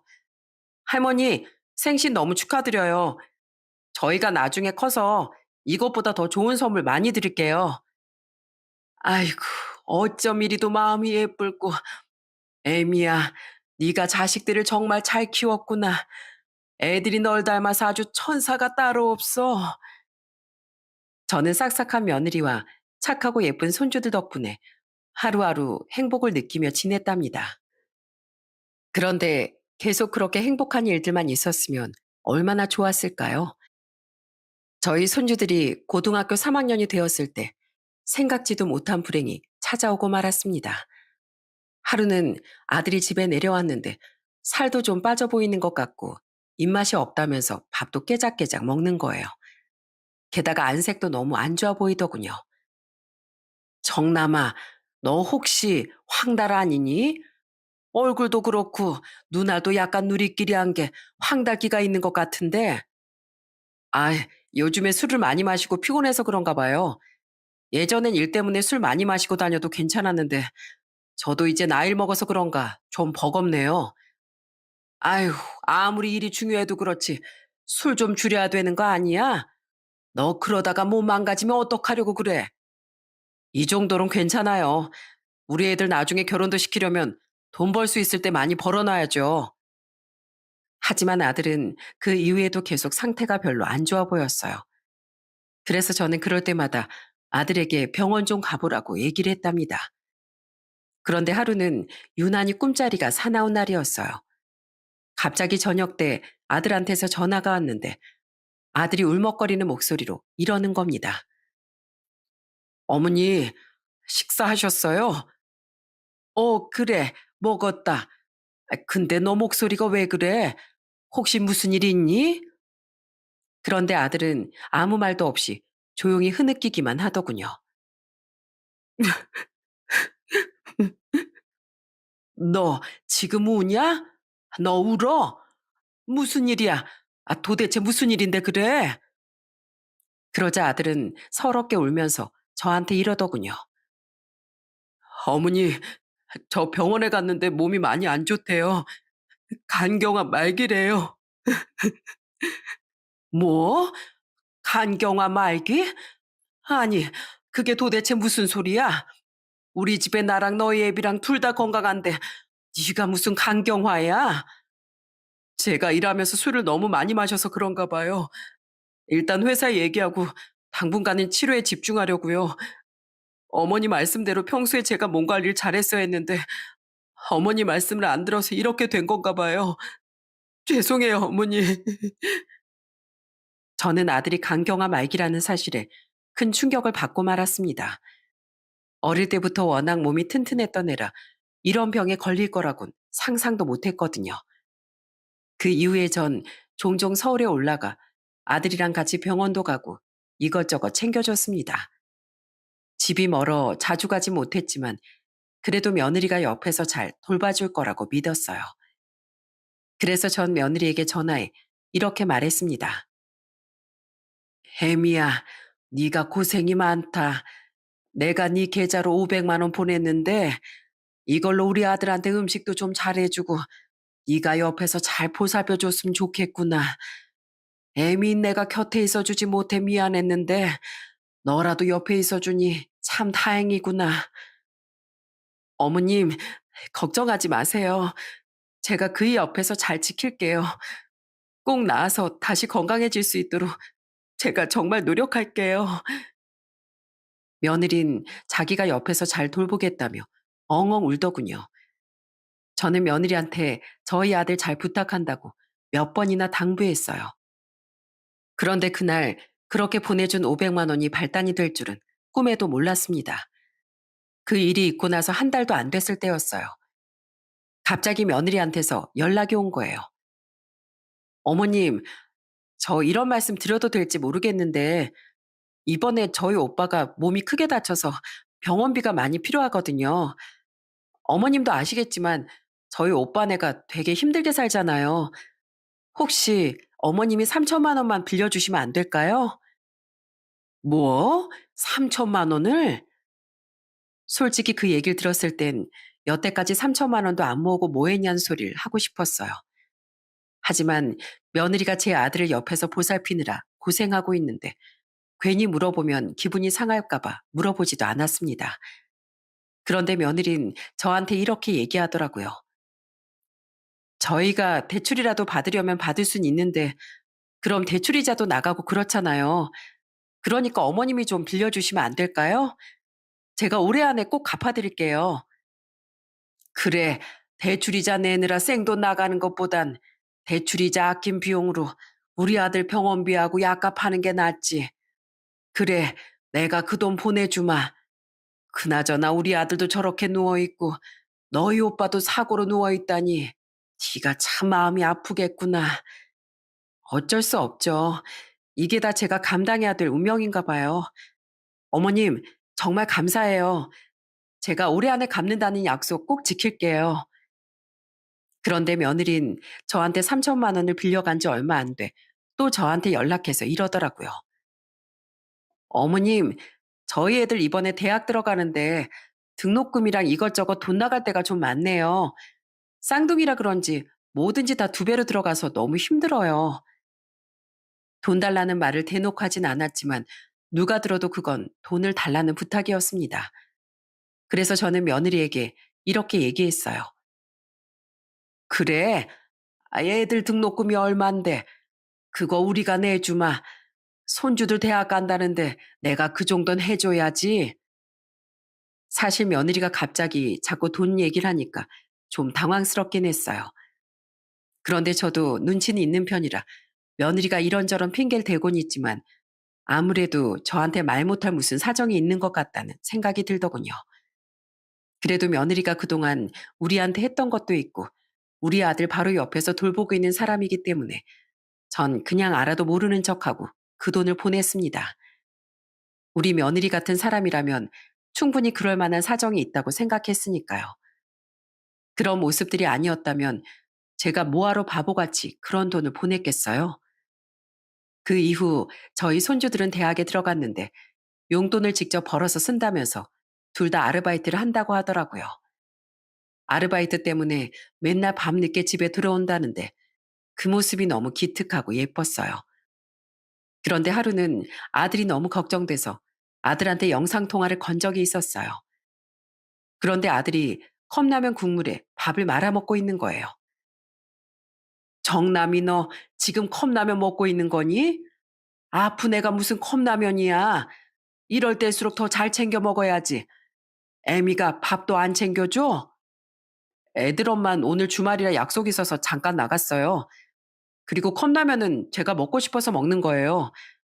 아프다고 건강식만 챙겨 먹었더니 가끔씩 이런 것도 먹고 싶어서요. 아들은 그렇게 말하긴 했지만 원래 라면을 좋아하는 애도 아니었고 아픈데 굳이 왜 라면을 먹는 건지 이해가 안 되더군요. 그 이후에도 아들이랑 자주 영상 통화를 했는데 점점 더 안색이 안 좋아 보이는 겁니다. 그래서 하루는 너무 걱정되는 마음에 서울까지 올라가 아들 집에 찾아갔습니다. 가보니 또 며느리를 외출했다고 하고 아들 혼자 침대에 누워 있더라고요. 그런데 저는 부엌에 갔다가 깜짝 놀라고 말았습니다. 아들이 밥을 잘 챙겨 먹고 있는 줄 알았는데 부엌에 제대로 된 음식이 하나도 없었거든요. 얘 정남아, 너 내가 보내준 반찬이랑 김치랑 다 어디 갔어? 내가 너 좋아하는 반찬들 다 해서 보내줬잖아. 김치도 종류별로 담가서 보냈는데 도대체 그거 다 어디 간 거니? 그런데 아들이 제 질문에 아무 대답도 안 하더라고요. 아유, 그리고 왜 밥솥엔 밥이 하나도 없어? 애미가 밥도 안 해놓고 국도 안 끓여놨니? 여기 지금 다 인스턴트 식품에 빵에 그리고 이건 유통기한도 지났잖아. 그리고 집안꼴이 도대체 이게 뭐야? 네 마누라 집안 정리도 안 하니? 아니에요. 제가 치우면 돼요. 네가 치우긴 뭘 치워. 아파서 살이 쪽 빠져가지고는 다 죽어가는 애가 뭘 안다고 그래. 너 사실대로 얘기해봐. 내가 반찬 해다 준 거 어떻게 한 거야? 설마 그거 다 애미가 버린 거니? 그런데 아들은 또 어두운 표정으로 아무 말도 안 하고 입을 꾹 다물더군요. 제가 몇 번이나 다시 물어봤는데도 대답을 해주지 않았어요. 너무 답답해서 며느리한테 전화했는데 며느린 전화도 안 받더라고요.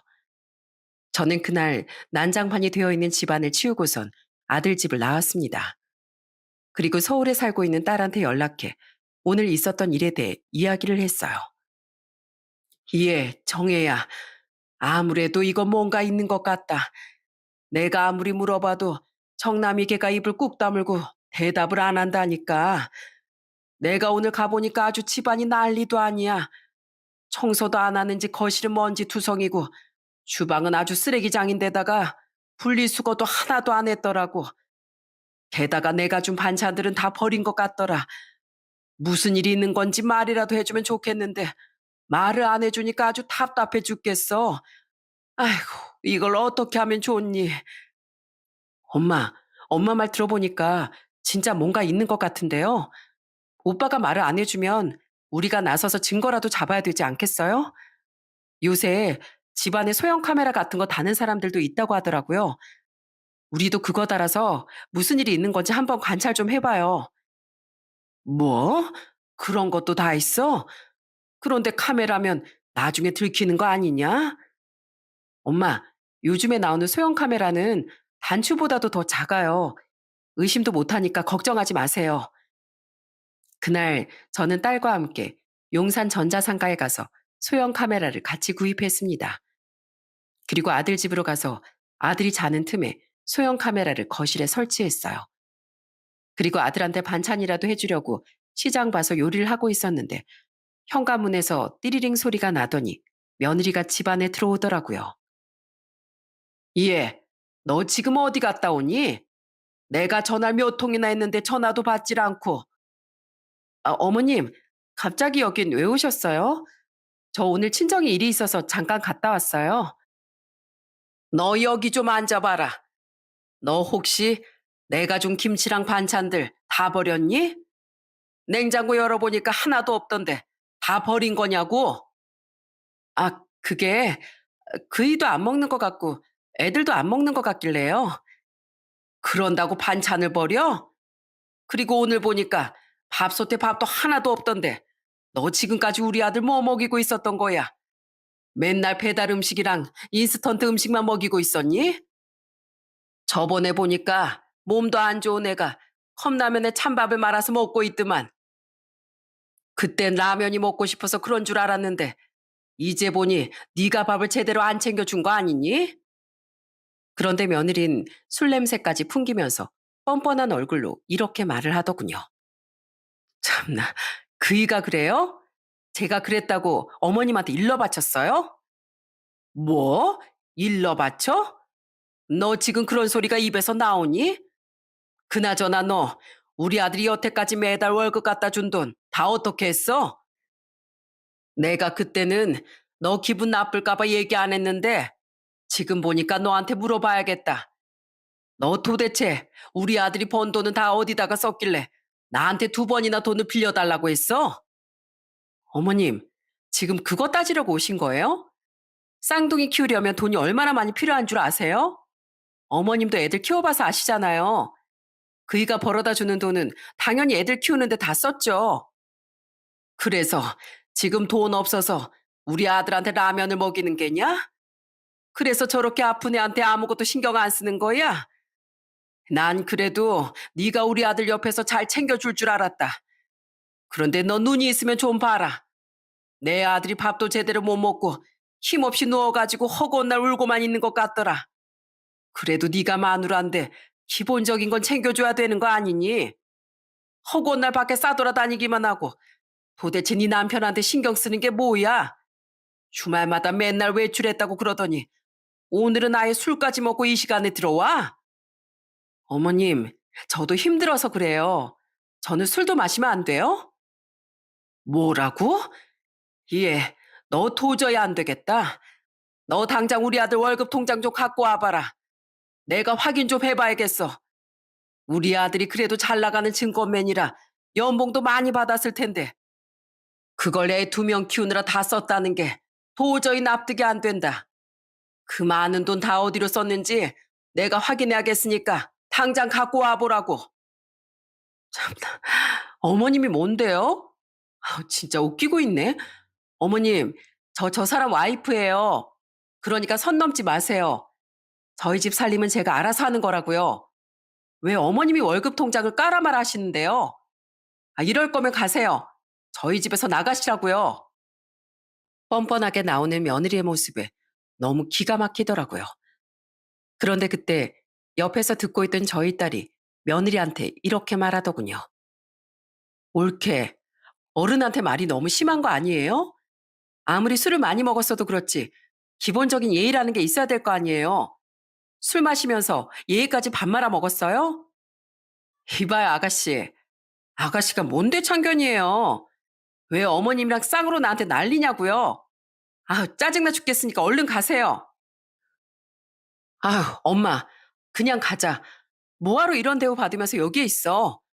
오빠, 우리 나중에 다시 올 테니까 그때 다시 얘기해. 저는 딸의 손에 이끌려 자리에 일어나면서 너무 분한 마음에 며느리에게 단단히 경고를 했습니다.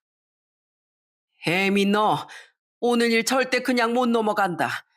너 나한테 하나만 걸리면 아주 내 손으로 가만 안 둘 줄 알아. 알겠어? 그날 저는 딸 집에 가서 둘이 맥주를 얼마나 많이 마셨는지 모릅니다. 예전엔 그렇게 착한 며느리였는데 저렇게 돌변한 모습을 보니까 너무 분하고 눈물이 나더라고요. 저희 딸도 씩씩거리면서 이렇게 말하더군요. 엄마, 올케 언니 원래 저런 사람이었어요? 설마 우리 오빠 아픈 것도 올케 언니 때문에 스트레스 받아서 그런 거 아니에요? 저는 어쩌면 그럴 수도 있겠다는 생각이 들더라고요. 그래서 아들 집에 설치한 소형 카메라에 제가 모르는 진실이 담기기만을 기다렸어요. 그리고 얼마 후 저는 그 소형 카메라에서 아주 충격적인 장면을 목격하게 되었습니다. 며느리가 아들이랑 집에서 둘만 있을 때마다 저희 아들을 아주 들들 볶더라고요. 그런데 그 내용이 정말 충격 그 자체였어요. 도대체 나랑 언제 이혼해 줄 거야? 당신은 내가 다른 남자가 더 좋다는데 굳이 나랑 계속 살고 싶어? 그냥 이혼하고 나 좀 놔달라니까. 안 된다고 했잖아. 내가 도대체 몇 번을 얘기해? 그러니까 왜 안 되는데? 억울하면 그냥 이혼하고 그 사람한테 상간남 소송하라니까. 당신 요즘에 간통죄 폐지된 거 알지? 나 이혼해도 법적으로 아무런 문제 없어. 그리고 상간남 소송해봤자 위자료 3천만 원이면 된다고 하던데 뭘. 그러니까 그 위자료 받고 그냥 이혼해달라고. 어차피 우리 애들도 다 성인 됐잖아. 나 솔직히 예전부터 다른 남자 만나고 싶었는데 우리 애들 성인 될 때까지 내가 당신을 참아주면서 산 거야. 알고 보니 며느리가 다른 남자와 바람을 피우고 있는 것 같더군요. 그런데 심지어 저희 아들은 그걸 알면서도 이혼을 안 해주고 있는 것 같았어요. 아들은 며느리가 그렇게 막말을 하는데도 고개만 푹 숙이고 이렇게 말하더라고요. 나 이혼 못 해줘. 내가 누구 좋으라고 이혼을 해줘?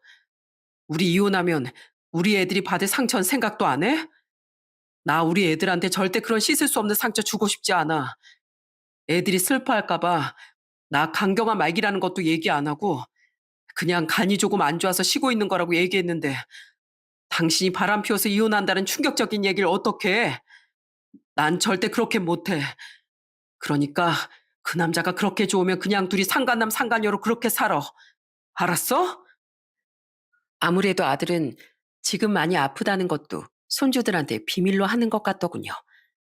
저는 너무 황당하고 속이 상해 미치는 줄 알았습니다. 그런데 더 어이없는 건 따로 있었어요. 영상을 계속 보다 보니까 며느리가 아예 집에 상간남을 데려오는 장면까지 찍혀 있더라고요. 뭐야, 당신 또 왔어? 너희 둘 진짜 해도 해도 너무한다. 어떻게 내가 떡하니 살아있는데 고개를 빳빳이 들고 우리 집까지 들어와? 이봐요, 정남 씨. 이러지 말고 우리 좋게 좋게 좀 합시다. 그냥 시원하게 이혼해주면 되잖아요. 이혼하면 뭐 큰일이라도 나는 줄 알고 그러나 본데 우리나라가 이혼율이 세계 최고예요. 세계 최고. 정남 씨만 이혼하는 게 아니라니까. 당신 와이프가 당신이랑 살고 싶지 않다잖아. 그런데 왜 이렇게 억지로 잡아두냐고? 당신 그것도 문제 있는 거 아니야? 무슨 집착병 같은 거 있는 거 아니냐고. 다 죽을 때 되니까 사람이 아주 똥꼬집만 세져가지곤. 지가 무슨 말을 하든 난 절대 이혼 못 해줘.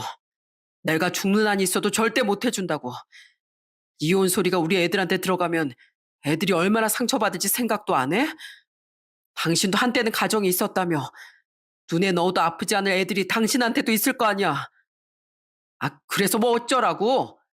당신 애들이 상처받는 게 나랑 무슨 상관인데? 그냥 이혼 좀 해달라니까. 저는 정말 기가 막혀서 뒤로 넘어가는 줄 알았습니다. 아픈 저희 아들을 두고 바람을 피우는 것도 모자라 감히 집안에 상간남을 데리고 오다뇨. 이게 도대체 사람으로서 할 짓입니까? 저는 도저히 참을 수가 없어서 아들 집으로 바로 찾아갔어요. 그리고 손주들한테도 연락해 지금 당장 집으로 오라고 했습니다. 가보니 또 며느리는 없고 아들 혼자 있더라고요. 저는 너무 원통한 마음에 아들을 붙잡고 이렇게 소리쳤습니다. 정남아, 이 바보 같은 놈아, 네 마누라 바람 피우는 건 내가 다 알고 왔다. 그런 일이 있었으면 진작에 다 터뜨리고 혼쭐을 내줬어야지. 왜 그걸 다 참고 살아? 그래서 네가 속병 걸린 거 아니냐? 왜 그걸 바보같이 참고 사냐고. 하지만 아들은 또 가만히 고개만 숙이고 있더군요. 그런데 그때 제 연락을 받은 손주들이 집에 도착해선 깜짝 놀라 저한테 이러더군요. 할머니, 도대체 무슨 일이에요? 갑자기 급하게 오라고 하셔서 그래서 수업도 빼먹고 왔는데 도대체 무슨 일이길래 고모까지 이 시간에 여기로 오셨냐고요? 얘들아, 내가 너희한테 뭐 하나 물어보마. 너희 엄마를 어떻게 생각하니? 그러자 저희 손녀가 이렇게 말하더군요. 엄마요? 글쎄요, 딱히 생각해 본 적이 없어서요. 그런데 엄마는 왜요? 너희들이 너희 엄마에 대해서 알아야 할 게 하나 있단다. 이제 너희도 성인이니까 알 건 알아야지. 내가 뭐 하나 보여줄 테니까 놀라지 말거라. 저는 그렇게 말하고선 제가 봤던 그 충격적인 영상을 손주들에게 틀어서 보여주었습니다. 그러자 둘 다 입을 틀어막고 놀라기 시작하더군요. 손녀딸은 그걸 보고 울면서 저희 아들한테 이렇게 말하더라고요. 아빠, 이게 도대체 뭐예요? 이게 뭐냐고요? 저 남자는 도대체 뭔데 우리 집에 들어와서 아빠한테 손가락질하는 건데요. 그리고 아빠한테 막말하고 있는 저 사람 진짜 우리 엄마 맞아요? 우리가 아는 그 엄마가 맞냐고요. 그런데 그 와중에 저희 손자는 화면만 묵묵히 보면서 눈물만 흘리더라고요. 그런데 그때 갑자기 저희 손자가 무릎을 꿇는 겁니다. 아빠, 죄송해요. 우리가 공부하고 아르바이트 한다고 너무 신경을 못 썼던 것 같아요. 사실 저도 조금 눈치는 챘어요. 엄마가 최근 들어 평소하고 좀 많이 다른 것 같길래 의심하고 있긴 했었어요. 엄마가 혹시 밖에서 이상한 짓을 하고 돌아다니는 건 아닐까, 아빠 몰래 사고라도 치는 건 아닐까 하면서 의심했었다고요. 그런데 그 이유가 바람은 아닐 거라고 생각했어요. 그런데 이게 도대체 뭐예요? 우리 엄마가 진짜 아빠를 배신하고 다른 남자랑 바람을 피웠다고요? 저 진짜 너무 창피하고 엄마의 저 모습이 너무 추하게 느껴져요. 이 영상을 보니까 엄마를 더 이상 엄마라고 생각하고 싶지도 않다고요. 그러니까요. 아빠, 왜 이렇게 당하고 있었어요? 우리가 자식들이잖아요. 이런 일이 있었으면 우리하고도 상의를 했었어야죠. 왜 아빠 혼자만 괴로워하면서 이러고 있었냐고요. 손주들이 울면서 그렇게 말하는 바람에 거실은 완전히 눈물바다가 되었습니다. 하지만 저는 거기서 멈출 수 없었어요. 손주들의 손을 하나씩 붙잡고 이렇게 얘기했습니다. 얘들아, 너희가 알아야 될 게 하나 더 있다. 사실 너희 아빠 지금 간경화 말기다. 네 아빠 저러다가 죽을 수도 있어. 그러자 저희 손주들은 큰 충격에 뒷목까지 잡고 아주 난리가 나더군요. 손녀딸은 울면서 저희 아들한테 이렇게 얘기했어요. 아빠, 진짜 너무해요. 우리한테 그냥 간이 조금 안 좋아서 잠깐 쉬는 거라고 했잖아요. 평생 동안 힘들게 일해서 안신령 가지는 거라고 했잖아요. 그런데 간경화 말기에다가 죽을 수도 있다고요? 아빠 진짜 너무한 거 아니에요? 아빠 없이 우린 어떻게 살라고요? 저희 손자도 저희 아들한테 울면서 이렇게 말하더군요. 아빠, 예전에 저희한테 뭐라고 그러셨어요? 제일 중요한 게 가족이라고 하셨잖아요. 그런데 이게 뭐예요? 아빠는 우리 가족으로 생각 안 한 거예요? 그래서 우리 속였던 거예요? 그래서 이렇게 아픈 것도 얘기 안 하고 엄마가 바람 피운 것도 얘기 안 한 거냐고요. 미안하다. 미안해. 난 너희가 상처받는 걸 보고 싶지도 않았고 너희를 지키고 싶어서 그랬어. 내가 이렇게 혼자만 알고 가버리면 너희들은 그 끔찍한 진실을 알지 않아도 되잖니. 그래도 너희 엄마가 너희들한텐 잘했잖아. 내가 죽어도 너희 엄마 너희한테 잘했을 거야. 그래서 난 그냥 우리 가족의 평화를 위해서 나 하나만 잘못되면 그만이라고 생각했어. 아빠, 그게 무슨 말도 안 되는 소리예요. 아빠가 엄마한테 그렇게 배신당하고 아파서 돌아가시면 우리가 행복할 거라고 생각해요? 정말 그렇게 생각하시는 거냐고요? 손주들은 큰 충격에 울고불고 난리가 났습니다. 그런데 그때 저희 딸이 나서서 정리를 해주더군요. 됐어. 다들 이제 그만해. 그나저나 오빠 이제 어떡할 거야? 다 알았으니까 어떻게 할 거냐고. 그러자 저희 손자가 이렇게 말하더군요. 아빠, 나 이거 그냥은 못 넘어가요. 나 그 상간남이라는 사람 절대 가만히 못 놔둔다고요. 그러니까 아빠, 조금만 기다려봐요. 내가 엄마랑 그 인간 절대 가만 안 둘 거예요. 그 이후 저희 가족은 상간남에 대해 조사를 했습니다. 알고 보니 상간남은 며느리가 운영하고 있는 어린이집의 건물주더라고요. 이 모든 사실을 알게 된 저희 남편도 화를 불같이 내더군요. 이게 도대체 무슨 일이야? 감히 아픈 내 아들을 두고 딴 놈이랑 바람을 피워? 내가 아주 서울까지 쫓아가서 작사를 내야겠어. 내 아들 모욕하고 가슴 아프게 한 거 아주 그대로 돌려줄 거라고. 저희 남편은 농사일도 다 팽개치고 서울로 올라오겠다고 했지만 지금 키우고 있는 소도 돌봐야 하고 여기 일은 딸이 도와주고 있으니 그냥 저한테 맡기라고 했습니다. 남편은 내키지 않는 듯 했지만 제가 몇 번 얘기하니 어쩔 수 없이 알겠다고 하더군요.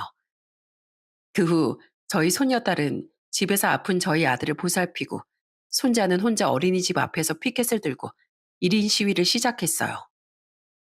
그리고 저도 손자를 따라서 같이 시위를 했습니다. 저희 손자가 들고 있는 피켓에는 이런 말이 써 있었어요. 저는 이 어린이집 원장 아들입니다. 저희 엄만 강경화로 죽어가는 저희 아빠를 놔두고 이 건물 건물주와 바람을 피웠으며 그걸로도 모자라 상간남을 집에까지 끌어들여 저희 아빠의 마음을 갈기갈기 찢어놓은 사람이에요. 엄마 때문에 저희 가정은 파탄났고 저희 아빠는 하루하루 죽어가고 있습니다. 정녕 이런 사람에게 아이를 맡기시겠습니까? 어린이집에 애를 데려다주는 학부모들이 저희를 보고 깜짝 놀라며 수군거렸고 지나다니는 사람들도 어린이집을 가리키며 손가락질을 했어요. 그런데 계속 그렇게 시위를 하고 있었더니 며느리가 나와서 갑자기 저희 손자의 뺨을 때려버리는 거예요. 저는 그 순간 너무 화가 나서 눈이 확 돌아버리더군요. 이야, 너 지금 뭐 하는 짓이야? 네가 뭔데 우리 손주한테 손찌검을 해? 어머님, 어머님이야말로 지금 뭐 하시는 거예요? 저희 아들까지 데리고 이게 무슨 짓이냐고요? 무슨 짓이긴 무슨 짓이야. 네가 한 행동에 대해 만천하에 까발리는 짓이지. 네가 우리 아들한테 한 짓 생각하면 이 정도는 한참 모자라. 참나.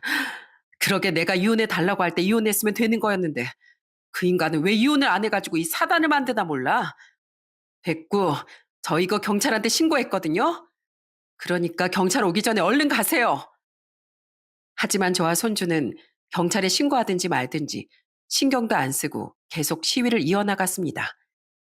결국 경찰이 와서 저희를 연행해 갔지만 저희는 굴하지 않고 다음 날에도 또 찾아가 시위를 했습니다. 어머님, 진짜 이러실 거예요? 사람들이 다 쳐다보고 수군거리잖아요. 벌써 어린이집 나가겠다는 애들도 나오고 있단 말이에요. 어머님 때문에 저희 어린이집 망하면 책임지실 거예요? 어린이집이 망하든 말든 그게 나하고 무슨 상관이야. 우리 아들은 지금 죽어가고 있는데 그깟 어린이집이 중요해? 그런 무서운 병은 우리 아들이 아니라 네가 걸렸어야 되는데 내가 그동안 너한테 잘해준 걸 생각하면 아주 화딱지가 나서 속이 다 뒤집어진다. 그래서 계속 이러시겠다고요? 그럼 계속 해보시던가요. 그리고 준석이 너 지금 이게 뭐 하는 짓이야? 네가 엄마한테 이래도 되는 거야? 뭐라고요? 이래도 되냐고요? 그런 엄만 아빠한테 왜 그러셨는데요? 나 엄마가 아빠한테 한 짓 절대 용서 못해요. 엄마가 아무리 나랑 할머니 경찰에 신고한다고 해도 절대 물러나지 않을 거라고요. 그런데 저희가 계속 시위를 하자 이번엔 그 상간남까지 절 찾아왔더라고요. 이보세요. 지금 뭐 하시는 겁니까? 여기 제 건물입니다. 왜 남의 건물에서 행포를 놓고 난리예요? 아, 너 얼굴 보니까 딱 알겠네. 네가 바로 내 며느리란 인간이랑 바람 피운 그 놈이지? 너 오늘 아주 잘 걸렸다.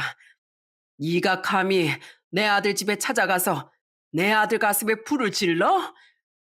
네가 내 아들한테 무슨 짓을 했는지 내가 다 까발릴 거야. 이보세요, 사람들. 이놈이 제 며느리랑 바람 피운 상간남입니다. 개도 안 하는 더러운 짓거리를 하는 상간남이 바로 이놈이라고요. 에이씨, 창피하게 진짜 왜 이래요? 아휴, 재수없어 진짜. 상간남은 쪽팔렸는지 뒤도 안 돌아보고 도망가 버리더군요. 저랑 손자가 이렇게 어린이집 앞에서 시위를 하는 동안 저희 손녀딸은 애기 엄마들이 많이 보는 인터넷 커뮤니티에 글을 올렸더군요. 손녀딸이 보여줘서 댓글을 봤는데 며느리와 상간남을 욕하는 댓글이 수도 없이 많더라고요. 말도 안 돼.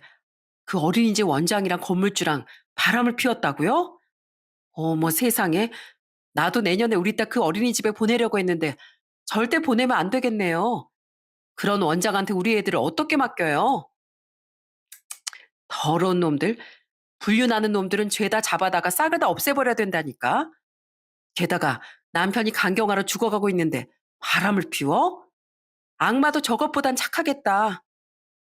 그런데 저와 손자가 경찰에 몇 번이나 끌려가면서도 계속 시위를 하자 며느리가 더 이상은 버티기 힘들었나 봐요. 시위를 시작한 지 일주일 정도 됐을 때 며느리가 집에 찾아와 아들하고 저희 앞에 무릎을 꿇더라고요. 여보, 제발 용서해줘. 나 지금 인터넷에도 질 나쁜 어린이집 원장이라고 다 소문나고 학부모들도 애들 못 보내겠다고 해서 완전 망하게 생겼단 말이야. 내가 그 남자랑 헤어질게. 그러니까 이번 한 번만 용서해주면 안 될까? 그러자 아들 대신에 저희 손자가 나서서 이렇게 얘기하더군요. 엄마, 용서받을 게 따로 있지. 어떻게 그딴 짓을 해놓고 용서해달라는 말이 나와요? 엄마가 이렇게 무릎 꿇고 빌어봤자 그 말 믿는 사람 우리 가족 중에 아무도 없어요. 아빠, 엄마 말 듣지 말고 그냥 이혼해요. 요즘에 이혼 가정이 얼마나 많은데 괜히 우리 때문에 저런 사람이랑 같이 살지 말고 이혼하라고요. 저희도 저런 사람을 엄마라고 생각 안 해요. 여태까지 아빠가 우리 지켜준 것처럼 이젠 우리가 아빠를 지킬 테니까 그냥 엄마랑 이혼하라고요. 사실 아들은 애들 때문에 여태까지 그 모든 걸 숨기고 있었던 거였는데 손자가 그렇게까지 얘기하니까 드디어 마음을 굳힌 것 같더라고요. 결국 아들은 며느리를 똑바로 바라보며 이렇게 얘기하더군요. 당신, 그동안은 날 만만하게 생각해서 날 그렇게 모욕했는지 모르겠지만 이제 나도 더 이상 못 참어. 당신 때문에 이미 우리 애들이 상처를 많이 받았는데 더 이상 당신 같은 인간 밑에서 우리 애들을 살게 하고 싶지 않다고. 그러니까 용서해달라고 하지 말고 그냥 이 집에서 꺼져. 당신이 그렇게 원하던 대로 이혼해 줄 테니까 그놈이랑 가서 살라고. 알겠어? 여보, 나 진짜 잘할게. 이번엔 진짜 실수였어. 그러니까 한 번만 용서해 주라. 어? 내가 앞으로는 당신 밥도 잘 챙겨주고 병간호도 잘한다고 약속할게. 필요 없어. 너같이 끔찍한 인간이 나한테 무슨 짓을 할 줄 알고 내 옆에 계속 두겠어? 너랑 계속 같이 살 바엔 차라리 내가 그냥 혀 깨물고 죽는 게 나아. 그러니까 다신 용서해달라는 얘기도 하지 말고 우리 가족 눈앞에 나타나지도 마. 우리 애들한테 나쁨을 들이지도 말고 그냥 그놈이랑 같이 사라져버리라고. 알겠어? 그 말을 끝으로 저희 가족들은 며느리를 집 밖으로 내쫓아 버렸습니다. 그 이후 저희 아들은 결국 며느리와 이혼을 하게 되었어요. 변호사까지 선임해서 제가 며느리한테 빌려줬던 돈을 근거로 재산 분할도 우리 쪽으로 훨씬 유리하게 다 처리가 되었답니다. 상간남한테도 상간남 소송을 걸어서 이기고 평생 상간남 꼬리표를 달고 살게 만들어버렸어요. 전 며느린 저희 아들과 이혼하고 나서 어떻게든 어린이집을 계속 운영하려고 버티고 버틴 것 같던데 결국은 완전히 문제 있는 어린이집으로 낙인이 찍혀 결국 폐원을 하게 되었답니다. 애초에 그런 인간이 소중한 남의 애들을 돌본다는 것 자체가 말이 안 되는 일이잖아요. 요즘엔 인터넷에서 소문이 워낙 빠르니 아마 새로 어린이집을 개원하는 것도 쉽지 않을 겁니다. 시간이 흘러 그 사건이 있은 지 벌써 2년이 지났네요. 그 이후 저희 아들은 어떻게 됐는지 궁금하시죠? 다행히 저희 아들은 손자가 간이식을 해줘서 다시 새 생명을 찾게 되었답니다. 처음엔 손자가 혹시 잘못되거나 부작용이 있을까봐 아들이 계속 거절을 했었는데 저희 손자가 강력하게 주장을 해서 결국 수술을 하게 되었네요. 지금은 둘 다 회복되고 잘 지내고 있답니다. 전 며느리는 이혼하고 나서 상간남이랑 좀 만나는 것 같더니 한 1년도 안 만나서 헤어졌나 보더라고요. 피켓 시위까지 한 저희 손자는 무서웠는지 전 며느리가 저희 손녀딸한테 전화해서 이랬다고 하더군요. 준이야, 잘 지내고 있니?